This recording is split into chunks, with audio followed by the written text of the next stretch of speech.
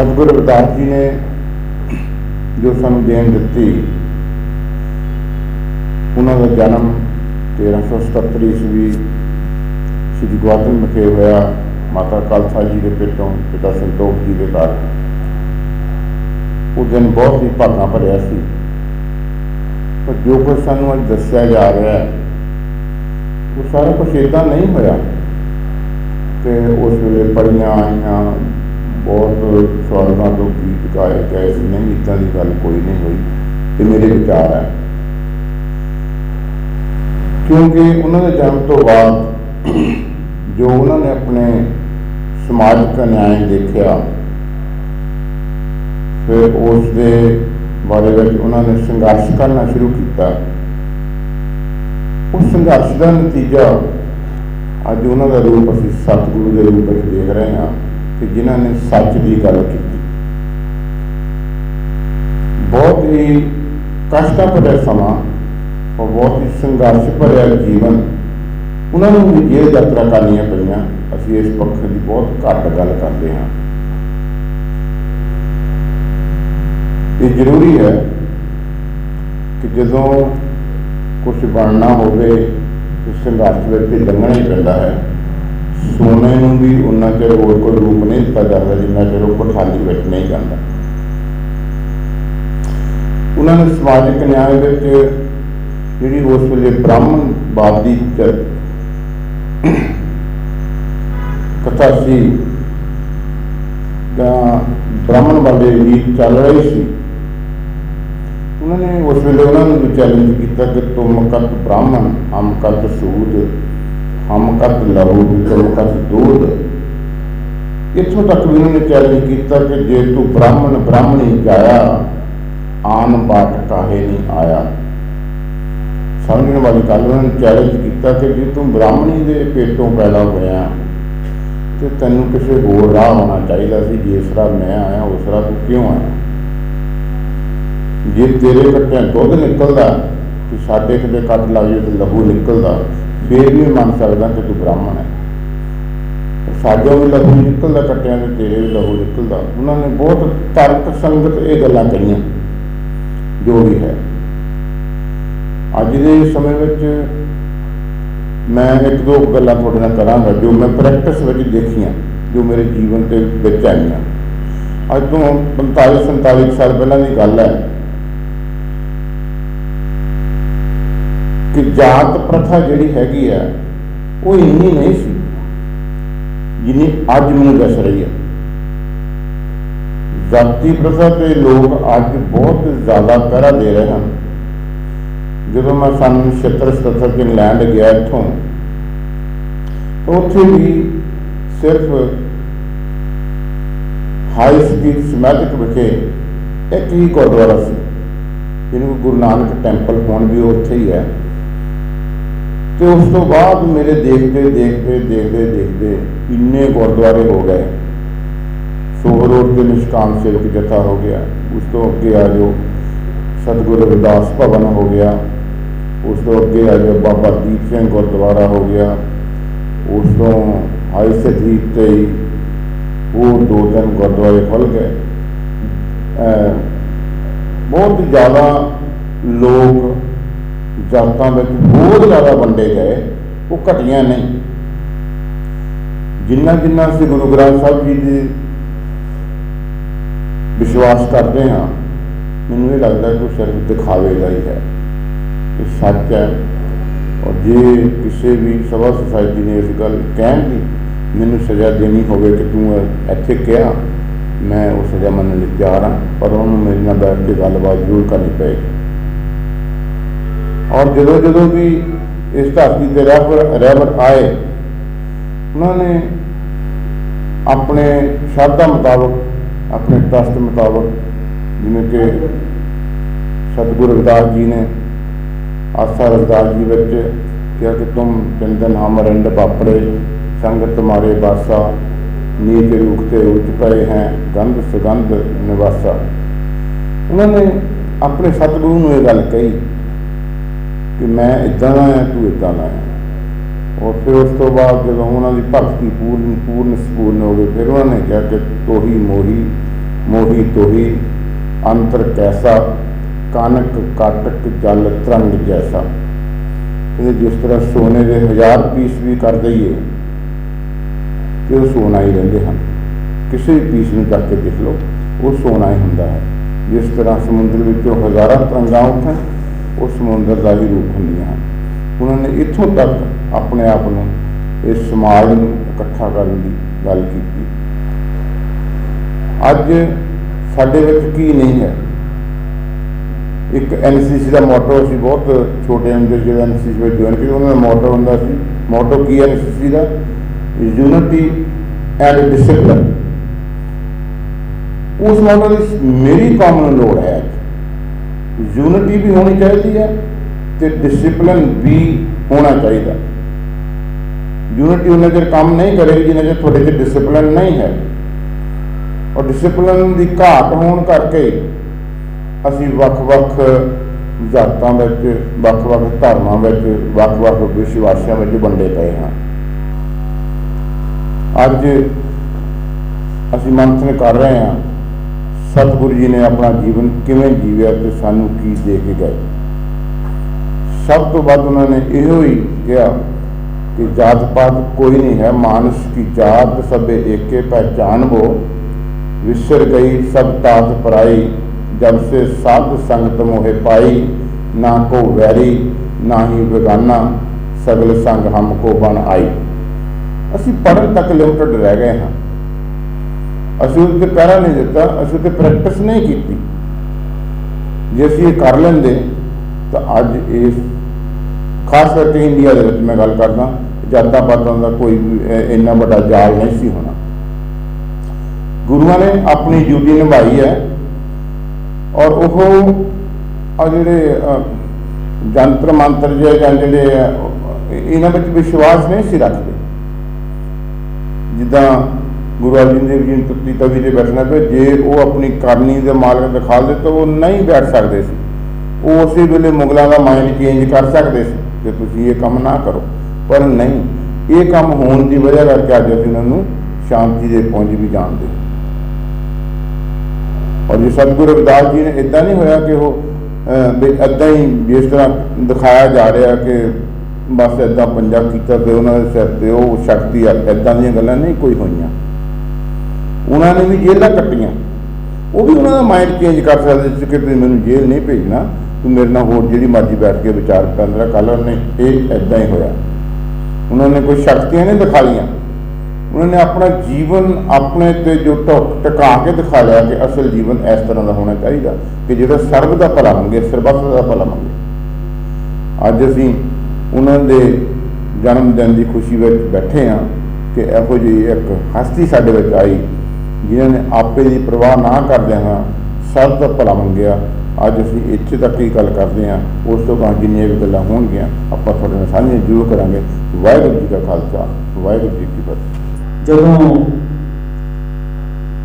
ਸਮਾਜਿਕ ਪਰਿਵਰਤਨ ਤੇ ਆਰਥਿਕ ਅੰਦੋਲਨ ਦੀ ਲਹਿਰ ਚੱਲੀ ਸੀ, ਸਾਡੇ ਬਹੁਤ ਹੀ ਸਤਿਕਾਰਯੋਗ ਸਰਦਾਰ ਮੋਹਨ ਸਿੰਘ ਜੀ ਔਰ ਜਿਨ੍ਹਾਂ ਦੀ ਸੰਗਤ ਕਰਦਿਆਂ ਗਿੱਦੋ ਰਾਮ ਜੀ ਔਰ ਉਹਨਾਂ ਦੀ ਸੰਗਤ ਕਰਦਿਆਂ ਹੀ ਸਾਡੇ ਬਹੁਤ ਹੀ ਸਤਿਕਾਰਯੋਗ ਸੁਰਿੰਦਰਪਾਲ ਜੀ ਬਿਲਗਾ ਪੂਰਾ ਪਰਿਵਾਰ ਮਿਸ਼ਨ ਦੇ ਵਿੱਚ ਕੁੱਦਿਆ, ਔਰ ਜਿੰਨਾ ਵੱਧ ਤੋਂ ਵੱਧ इन्हां दा हो सकिया इन्होंने योगदान पाया। सो अज भी जथा शक्ति समाज के हित में अपना रोल निभा रहे हैं। सो मैं बेनती करा वो भी संगत के नाल अपने विचार साझे करन। सुरिंदरपाल जी बेलगा। सारियां सत्कारयोग शख्सियतां श्री गुरु रविदास महाराज जी के 645वें जन्मदिन दियां सारिਆਂ ਨੂੰ बहुत बहुत बधाइयां। सरदार रजिंदर सिंह जी ने और राजेश नागरा जी और उन्होंने समुची टीम ने बहुत वधिया उपराला किया। जिंदगी में चिंतन मंथन जिहड़ा बहुत जरूरी है। जिहड़ा समाज जिंदगी चिंतन मंथन नहीं करता वो तरक्की नहीं करता। चाहे कोई इंसान है, चाहे परिवार है, चाहे कोई कौम है। सो गुरु रविदास जी ने सारी जिंदगी संघर्ष किया कि इंसान बराबर हुंदे आ।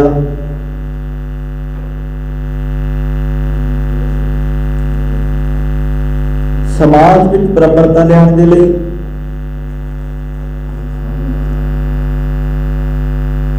तो 645 साल उन्होंने सुपना सिरजा सी बेगमपुरा शहर वसाउण दे। पर आपां ये सोच विचार करनी है कि गल कित्थे खड़ी है, कि उन्हों का ये सपना पूरा हो गया। महज असीं 10-15 दिन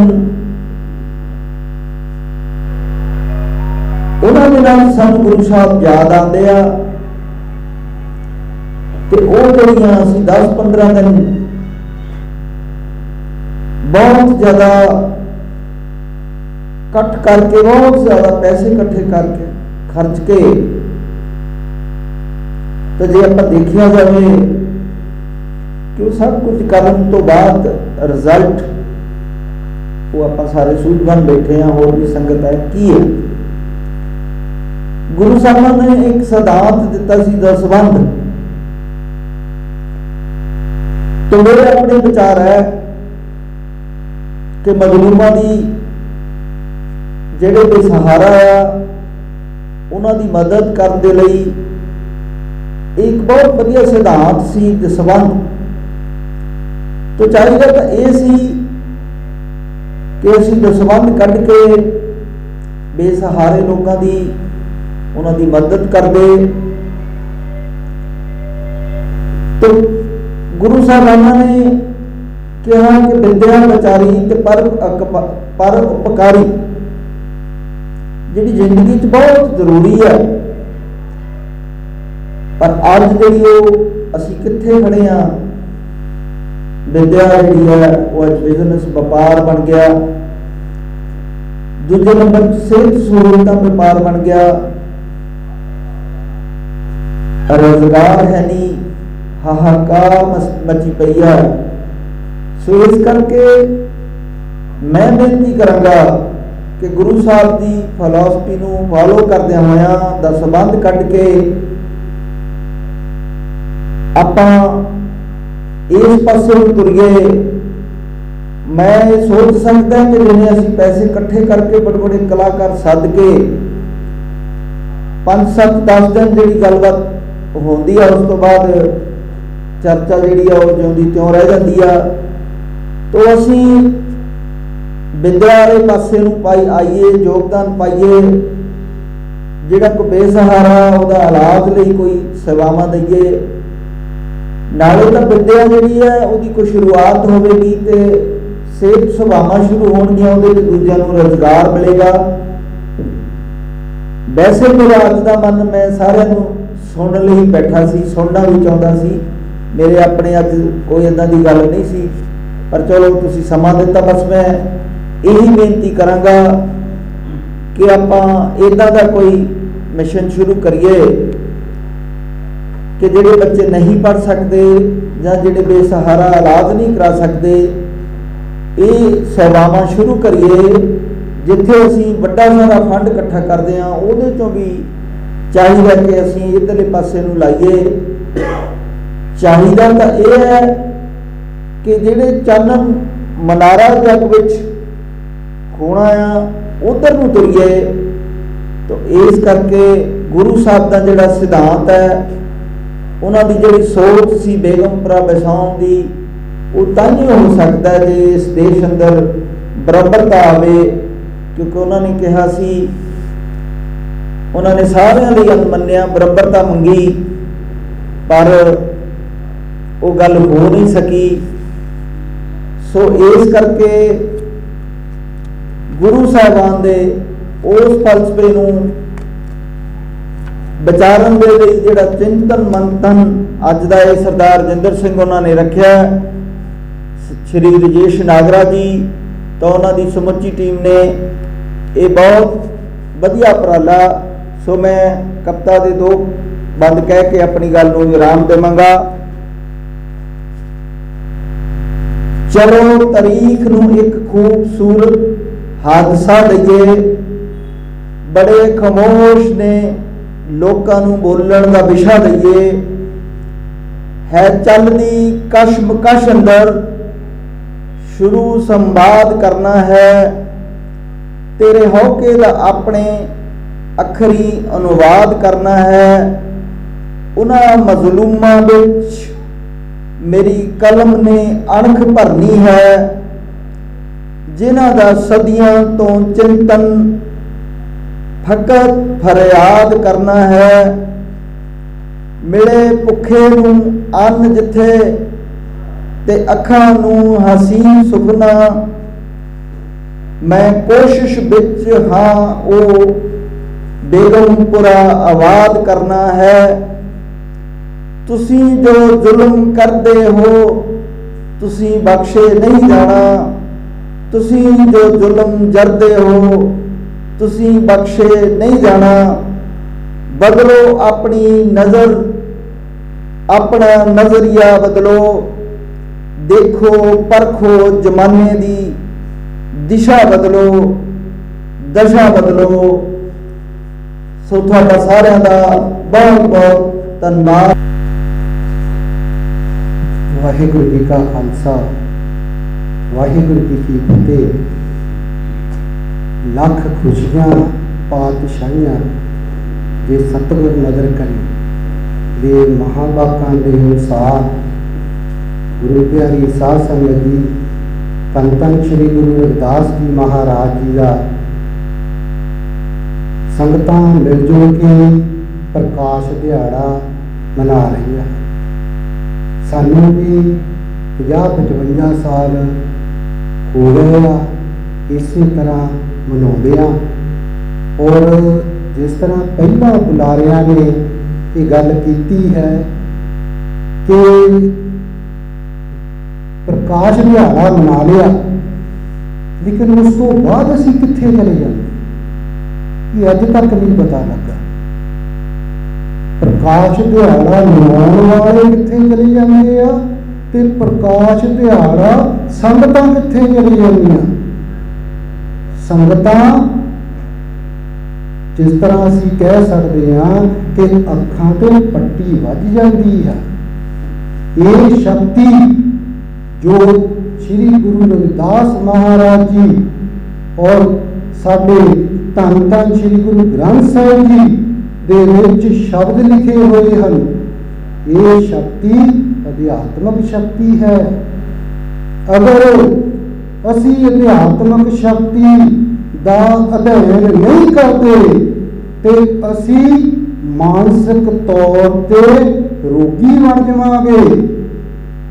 ਅਸੀਂ ਜਿੰਨਾ ਮਰਜ਼ੀ ਪੜ੍ਹ ਲਈਏ, ਜਿੰਨੀ ਮਰਜ਼ੀ ਤਰੱਕੀ ਕਰ ਲਈਏ, ਜਿੰਨੇ ਮਰਜ਼ੀ ਵੱਡਿਆਂ ਅਹੁਦਿਆਂ ਤੇ ਬੈਠ ਜਾਈਏ, ਉੱਥੇ ਬੈਠ ਕੇ ਅਸੀਂ ਸੋਚਾਂਗੇ ਕਿ ਜੋ ਵੀ ਮੇਰੇ ਕੋਲ ਤਨਖਾਹ, ਭ੍ਰਿਸ਼ਟਾਚਾਰ, ਉੱਪਰਲਾ ਪੈਸਾ ਜੋ ਵੀ ਆਉਂਦਾ ਆ ਉਹ ਮੇਰੇ ਵੱਲ ਨੂੰ ਜਾਵੇ।